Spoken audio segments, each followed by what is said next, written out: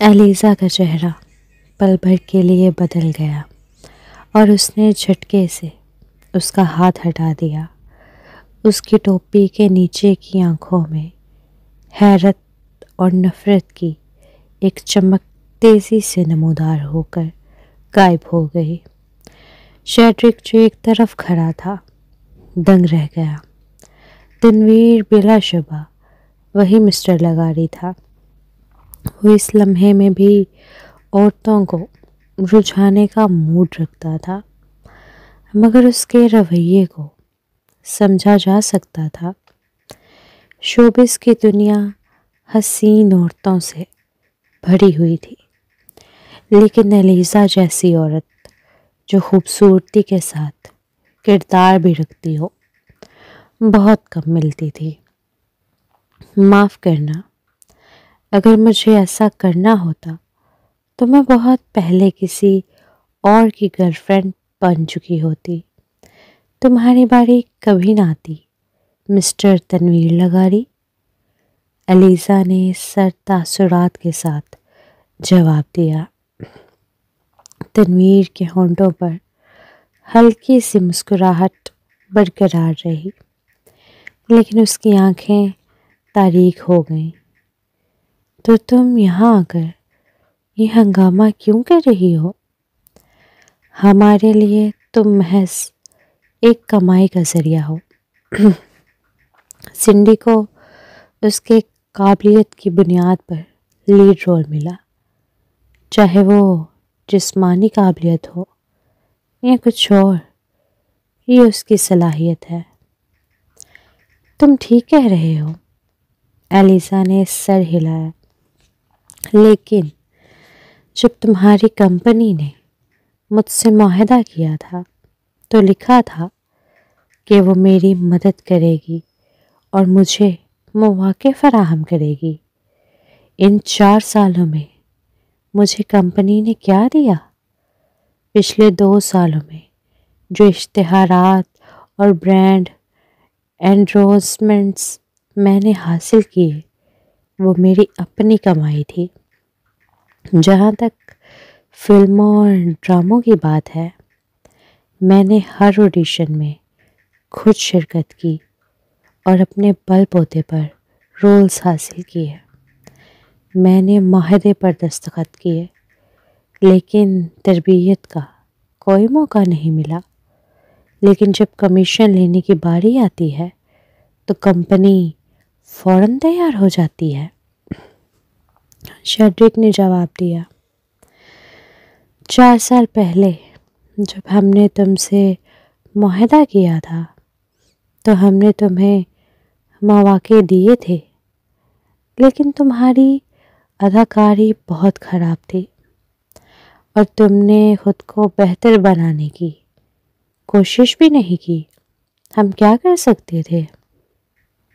अब जबकि मैंने मेहनत करके अपना मुकाम बना लिया तो क्या तुमने मुझे कोई मौका दिया? एलिज़ा ने सख्त लहजे में कहा, ना सिर्फ तुमने मुझे कोई मौका नहीं दिया, बल्कि तुमने अपनी कंपनी के दूसरे फनकारों को फ़ायदा पहुंचाने के लिए मेरे मौके छीन लिए। मैंने डायरेक्टर चोर की फ़िल्म के लिए अपनी तमाम फिल्मों के शेड्यूल मंसूख कर दिए और आखिर में पता चला कि सिंडी की वापसी हो रही है। उसने मेरा किरदार मुझसे यूं ही छीन लिया।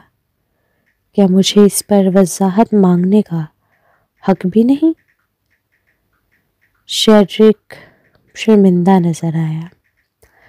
हमारी कंपनी तुम्हारे लिए कोई और फिल्म का बंदोबस्त कर सकती है। अगर तुम्हें ये कंपनी पसंद नहीं तो तुम किसी और कंपनी में जा सकती हो। तनवीर ने शेड्रिक की बात काट दी और एलिज़ा की तरफ देखते हुए अंदाज में कहा, तुम इंसाफ चाहती हो, लेकिन मुझे बताओ, क्या एंटरटेनमेंट इंडस्ट्री में कोई कंपनी मुकम्मल तौर पर मुनसिफाना है।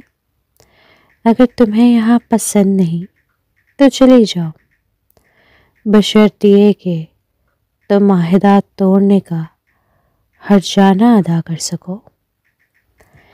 एलिज़ा ने उसके बेरहम और बेहिस चेहरे को बगौर देखा, लेकिन इसकी तल्ख बात से वो परेशान नहीं हुई, बल्कि एक लम्हे के लिए उसकी पुरसकून आंखों में झांकने के बाद उसने सर हिलाया। ठीक है, मैं हर्जाना अदा कर दूंगी। मैं तुम दोनों को मज़ीद परेशान नहीं करूंगी। ज़रूर, तन्वीर ने मध्यम सी मुस्कुराहट दी, लेकिन जैसा कि तुम जानती हो, लगारी फैमिली इंटरटेनमेंट इंडस्ट्री के आधे हिस्से पर काबिज है। मैं तुम्हें आसानी से ब्लैकलिस्ट कर सकता हूँ। एलिज़ा का जिस्म अकड़ गया और उसने गुस्से से तन्वीर को घूरा। इस आदमी ने अपनी दुश्मनी छुपाने की जरा भी कोशिश नहीं की थी। माहौल लम्हा ब लम्हा मज़ीद कुशीदा होता जा रहा था। ये सूरत हाल शेड्रिक के लिए बेचैनी का बाइस बनी। एलिज़ा, तुम अभी जा सकती हो। आज जो हुआ उसे भूल जाओ। क्या शानदार सरमायादार है। एलिज़ा ने तंज़िया हंसी हंसी और मुड़कर जाने लगी। रुको, अचानक आवाज़ दी। फिर वो शेड्रिक की तरफ मुड़ा और कहा, तुम बाहर जा सकते हो। शेड्रिक हैरान रह गया कि तन्वीर उसे बाहर जाने को कह रहा था, जबकि ये इसका अपना दफ्तर था। जब इसने तन्वीर की धमकियां मेज़ नज़रों को देखा तो इसके पास ज़बरदस्ती मुस्कुराते हुए बाहर जाने के अलावा कोई चारा न रहा। दिल ही दिल में वो सोचने लगा, तन्वीर कभी इतना छोटे दिल वाला नहीं था, लेकिन इस बार वो जानबूझकर एलिज़ा को निशाना बना रहा था। क्या वो उसमें दिलचस्पी ले रहा है और उसे अपनी खुफिया महबूबा बनाने पर मजबूर करना चाहता है? ये ख्याल आते ही शेड्रिक ने दरवाज़ा एहतियात से बंद कर दिया। जैसे ही एलिज़ा ने दरवाज़ा बंद होने की आवाज़ सुनी, उसकी आंखें गहरी हो गईं, लेकिन उसने कुछ नहीं कहा।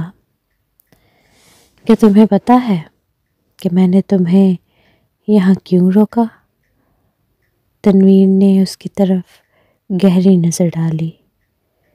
उसका खूबसूरत चेहरा लम्हा बा लम्हा सर्द होता जा रहा था। क्या तुमने बासित और उसकी बीवी की बॉडी निकाली थी? एलिज़ा की आंखें सिकुड़ गईं और उसके नाजुक होंठ एक दूसरे से जुड़ गए। ताहम वो खामोश रही। तुम होशियार हो, तन्वीर हंसा। कम से कम तमाम औरतों से ज़्यादा समझदार और पुरसकून हो। उसने कई बार महसूस किया था कि जब एलिज़ा मुश्किल सवालात का सामना करती है तो वो घबराहट में नहीं आती, बल्कि खामोशी इख्तियार कर लेती है। उससे उसकी ज़हनी मजबूती का अंदाज़ा होता था। हाँ, मैंने ये किया था। इस बार एलिज़ा ने सर हिलाया। क्यों? तन्वीर का चेहरा गैर जज्बाती था। क्या तुम रानिया को जानती हो? हाँ, एलिसा ने बिना झिझक जवाब दिया। इसलिए मैंने उसके वालिदैन की बॉडीज वहाँ से हटाकर दूसरी जगह दफन कर दी। तनवीर ने एक और सिगरेट जलाया। उनकी बॉडीज वहाँ महफूज रखी गई थी। तुम्हें इन्हें हटाने को किसने कहा? क्या ये रानिया की ख्वाहिश थी? एलिजा ने हैरानी से उसकी तरफ देखा। वो मर चुकी है। वो मुझसे बॉडीज निकालने के लिए कैसे कह सकती थी? मर चुकी है। तनवीर 2 सिगरेट हाथ में पकड़े एक गहरी हंसी हंस दिया। क्या वो नहीं मरी? वो तूफानी समुंदर में कूद गई थी। एक तैराक के लिए भी जिंदा रहना मुश्किल होता। एलिसा ने सर्द लहजे में कहा। उसकी लाश समुंदर की तह में डूब चुकी होगी और मछलियों का निवाला बन चुकी होगी। चुप रहो। ये सुनकर तनवीर ने सिगरेट का एक गहरा कश लिया और एलिसा को खबरदार किया। एलिसा ने उसकी पुश्त को घूरा। उसकी नजरों से ओझल इसकी आंखों में नफरत की आग भड़क रही थी। जहाँ तक मैं जानता हूँ, रानिया के बहुत कम दोस्त थे। वो सिर्फ फरिया और सप्रीन को जानती थी। तनवीर ने कहा। जब वो जेल में थी तब भी तुम उसे देखने नहीं गई। मुझे हैरत है कि वो तुम्हारी दोस्त कैसे बनी और तुमने उसके वालिदैन की बॉडीज भी निकाली। अगर तुम मुझे कोई वजाहत नहीं देती।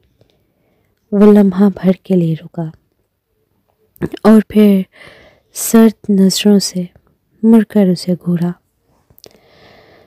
तो मैं ये भी सोच सकता हूँ कि तुम किसी खुफिया फिरके की सरगर्मियों में मुलव्वस हो और मैं पुलिस को बुलाकर तुम्हें गिरफ्तार करवा सकता हूँ। एलिसा ने उसे देखते हुए कहा। अगर मैं कहूँ कि वो मेरे ख्वाब में आई और उसने मुझे पैगाम दिया तो क्या तुम यकीन करोगे? क्या तुम मुझे बेवकूफ़ समझती हो? तनवीर ने फौरन तंजिया हंसी हंसी। एलिसा ने अपने होंठ काट लिए। मैं सच कह रही हूँ। उसने आहिस्ता आहिस्ता अपनी गर्दन से एक कदीम लॉकेट निकाला। शायद ये सब इस लॉकेट की वजह से हुआ। बचपन में मैं और रानिया एक ही सहन में रहते थे और हमारे ताल्लुकात अच्छे थे। मेरी माँ और उसकी माँ भी दोस्त थी। जब हम 5 साल के थे, एक दिन हमारी माएँ हमें इबादत के लिए मस्जिद ले गईं। उस दिन बहुत सर्दी थी, लेकिन चूंकि हम दोनों ने पतले कपड़े पहने हुए थे, हम अपनी माँ की कोट में दुबक गए। तब एक बुजुर्ग हमारे पास से गुजरा और कहा कि एलिसा ने तौक़ुफ़ किया और तनवीर ने बगौर लॉकेट को देखा। तनवीर ने अपनी मुट्ठी बेसाख्ता भींच ली। वो इस लॉकेट को पहचान गया था। ये काम सा पीला पत्थर था, लेकिन रानिया के पास भी ऐसा ही लॉकेट था। जब उसने उस साल रानिया के कपड़े खुद उतारे थे तो उसकी गर्दन पर भी यही लॉकेट देखा था। एलिसा ने बोलना जारी किया। बुजुर्ग ने हमारी करीबी दोस्ती को देखकर हम दोनों को एक एक लॉकेट दिया। उसने कहा कि ये लॉकेट जोड़ी में है और ये मुकद्दस चीज़ें हैं जिन्हें खुदा की बरकत हासिल है। अगर एक लॉकेट खो जाए तो दूसरा इसे महसूस कर सकता है। तनवीर तमस्कुराना अंदाज में हंस दिया, मगर एलिसा ने जैसे उसकी हंसी सुनी ही नहीं। रानिया जब जेल लंदन में चली गई तब से हमारा राब्ता ख़त्म हो गया। फिर 4 साल पहले मैंने ख्वाब में उसे देखा। उसने मुझसे कहा कि उसके वालिदैन की बॉडीज़ को ढूंढूं क्योंकि वो जा रही थी। उसने कहा कि उसकी माँ की राख दरअसल एक कुत्ते की बॉडी थी और ये उसकी ज़िंदगी का सबसे बड़ा अफसोस था। वो नहीं चाहती थी कि उसकी माँ की जगह किसी कुत्ते की बॉडी हो और उसके वालिद की बॉडी भी वहाँ नहीं होनी चाहिए थी। तनवीर लड़स गया। कुछ लम्हों बाद उसने सिगरेट का एक और कश लिया। क्या तुम मुझे बेवकूफ़ बना रही हो?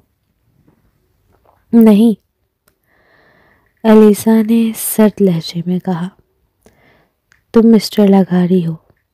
तुम आसानी से तहकीक करके जान सकते हो कि मैं झूठ बोल रही हूँ या नहीं। वाकई मैं उससे ज़्यादा नहीं मिली, लेकिन कोई भी शख्स किसी अजनबी की बॉडी को मुंतकिल नहीं कर सकता। मैंने बस खामोशी से उसकी बॉडी को कहीं और दफन कर दिया। मुझे लगता है कि शायद उसी लॉकेट के ज़रिए रानिया ने मुझे ढूंढा था। मैं इसकी तहकीक करूँगा और अगर तुमने झूठ बोला तो फिर देखना मैं तुम्हारे साथ क्या करता हूँ। तनवीर ने उसे गुस्से से घूरा। तुम रानिया के बारे में क्यों पूछ रहे हो? एलिसा ने हैरानी से पूछा। क्या तुम उसे चाहते थे? चाहत? तनवीर ने ऐसा रद्द अमल दिया जैसे किसी लतीफ़े पर हंस रहा हो। तुम ख्वाब देख रही हो। ऐसी औरत मेरी मोहब्बत के काबिल नहीं थी। हाँ, वो वाकई तुम्हारी मोहब्बत के काबिल नहीं थी क्योंकि तुम खुद तो उसके लायक नहीं हो। एलिसा ने नजरें झुकाकर कहा। एलिसा, तो मुझसे उलझना ही होता है ना? तनवीर की आंखों में गुस्सा भड़क उठा। पहले जब वो इससे लड़ता था वो ज़्यादा मुतासिर नहीं होता था, लेकिन इस बार वो वाकई गुस्से में आ गया था। एलिसा कुछ देर खामोश रही, फिर बेनियाजी से बोली, वो मर चुकी है। इतनी वजाहत देने का अब क्या फ़ायदा? तनवीर ने उसे कुछ देर तक घूरा, फिर कहा, निकल जाओ। एलिसा बिना कुछ कहे बाहर निकल गई। थोड़ी देर बाद शेड्रिक अंदर आया। ये लड़की दरवाज़ा जोर से बंद करके गई है। क्या उसने आपकी महबूबा बनने से इनकार कर दिया? खैर, वो बहुत ज़िद्दी है। कुछ बड़े लोग भी यही सोच रहे थे, लेकिन वो इंडस्ट्री छोड़ने को तैयार थी, पर ये कबूल करने को नहीं। तनवीर ने शेड्रिक को एक सर्द निगाह से देखा। शेड्रिक के दिल में झुरझुरी दौड़ गई और उसने फौरन अपना लहजा दुरुस्त कर लिया। अगर आप इसमें दिलचस्पी रखते हो तो मैं पूरी कोशिश करूँगा कि उसे आपके बिस्तर तक पहुँचा दूँ। ठीक है? बकवास बंद करो। तनवीर ने उसे सख्ती से तंबीह की। मैं इससे किसी और मामले पर बात कर रहा था। सच में? शेड्रिक के चेहरे पर हैरानी छा गई। तनवीर ने अपनी कनपटी दबाई। कभी मुझे किसी औरत का पीछा करते या किसी पर ज़बरदस्ती करते देखा है? ये भी ठीक है, आपकी हैसियत ऐसी है कि हमेशा औरतें ही आपके पीछे आती हैं।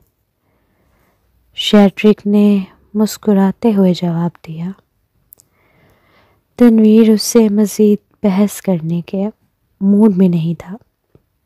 वो लंबे लंबे कदमों से बाहर निकलने लगा, लेकिन दरवाजे पर पहुंचकर रुका और पूछा, ये फिल्म द बेल वाकई इतनी ज़बरदस्त है?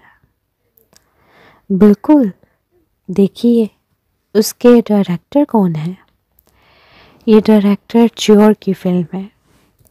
उनकी सारी फिल्में लाजवाब होती हैं।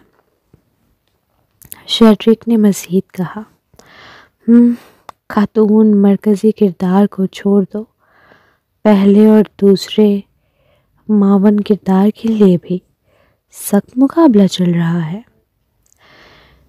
तनवीर चंद लम्हे खामोश रहा, फिर बोला, पहले मावन किरदार के लिए एलिज़ा को मुंतखब करो। च्योर से बात करके कहो कि उसके लिए कुछ मज़ीद मनाज़िर शामिल करे।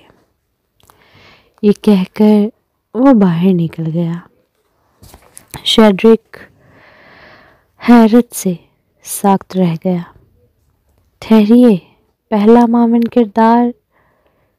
ये तो एक विलन का किरदार था, एक ऐसी औरत जो विच ऑफ द वेस्ट विक्ट जितनी जालिम थी।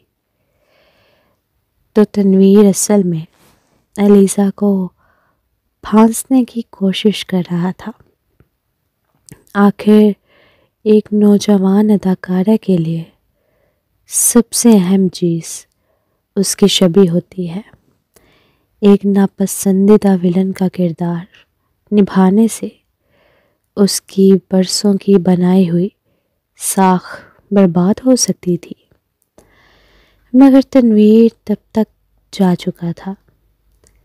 शेड्रिक के पास खामोश रहने के सिवा कोई चारा न था। उसे उम्मीद थी कि एलिज़ा खुद को संभाल लेगी।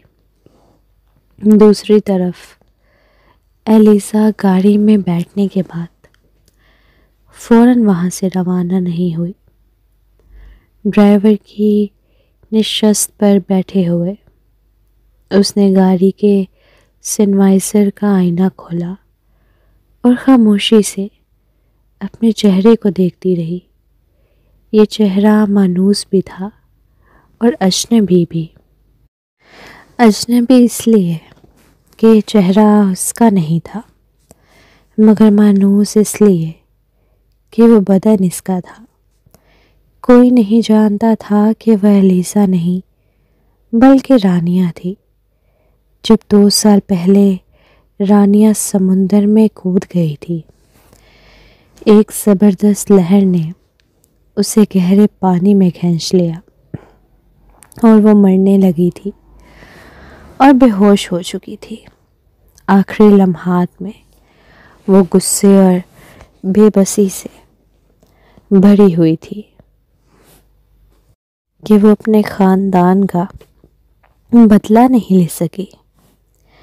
लेकिन जब उसने दोबारा आंखें खोली तो खुद को एक हॉस्पिटल बेड पे पाया। एलिज़ा ने उन्हीं दिनों खुदकुशी कर ली थी। रानिया को एलिज़ा के भाई ने बचाया था। उसका चेहरा समुंदर में मुकम्मल बिगड़ चुका था। तभी उसकी जान बचाने के बाद उसे प्लास्टिक सर्जरी के बाद इसे अलीज़ा का चेहरा दिया गया था।